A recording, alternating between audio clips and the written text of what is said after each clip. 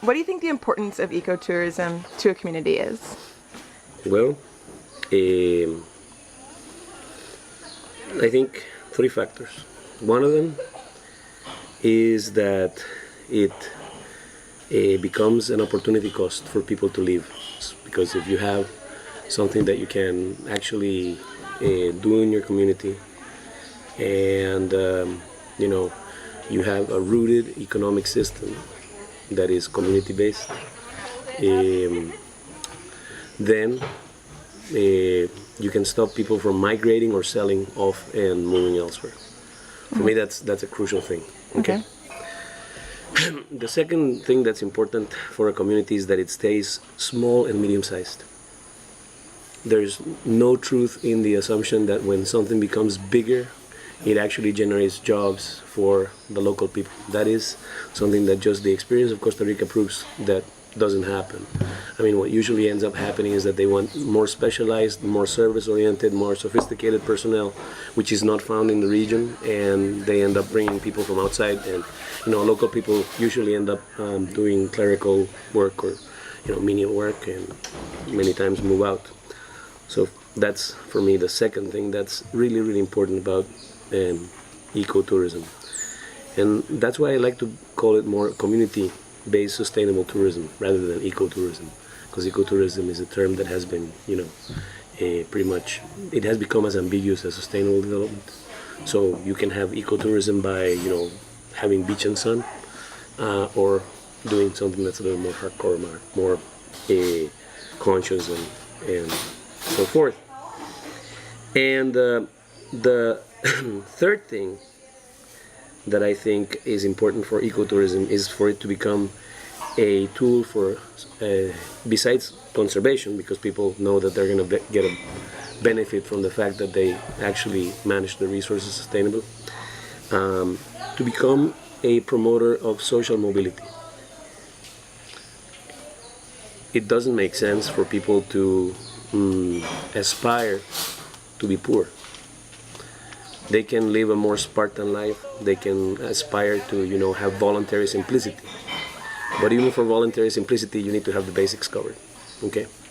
So if in a community like last night, you can have a family that feels healthy, that feels that they have an extra source of income from their artisan work, that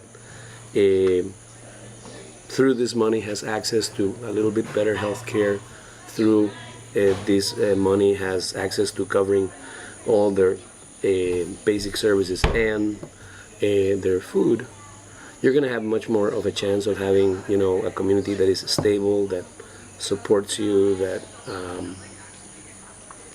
that actually becomes a promoter of conservation rather than an enemy of conservation.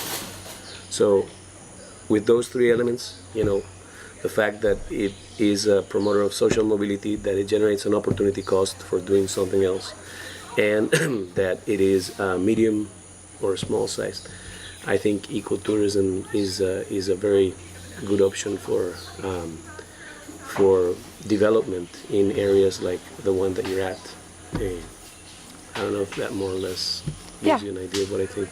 Okay, how do you here at the center involve the locals in the community-based sustainable tourism?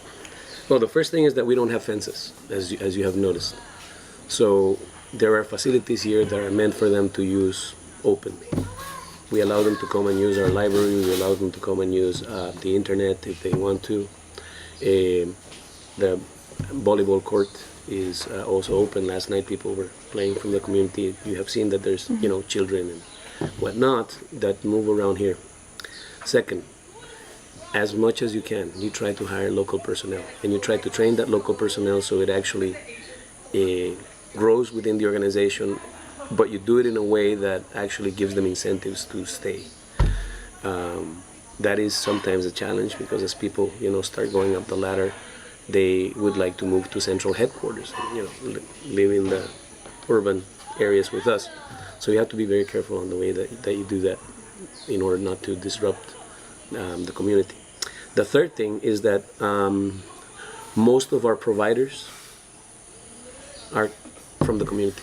They're not from big tour operator companies or anything like that. We try to keep a very good control on where does our money go, so we can also, promote the community. And so those are the three ways I think in which we try to do that. Okay, and as far as the center, how do you think, like, specifically it has benefited the community so far? It was behind bringing electricity to the community. We also were instrumental in bringing the telephone service to the community.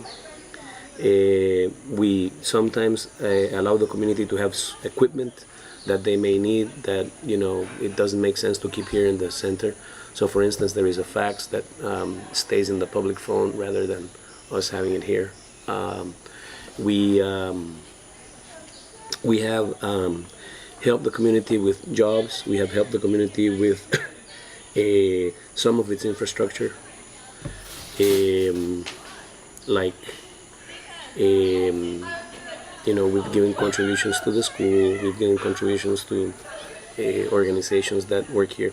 We also have agreements of cooperation with the local grassroots organizations in order to execute the projects that we get from international funders. We actually hire the local organizations to be able to execute those projects, which, by the way, is much more efficient because they know who they work with and they know the environment around here, so we don't have to be reinventing the wheel. They already know how to do things.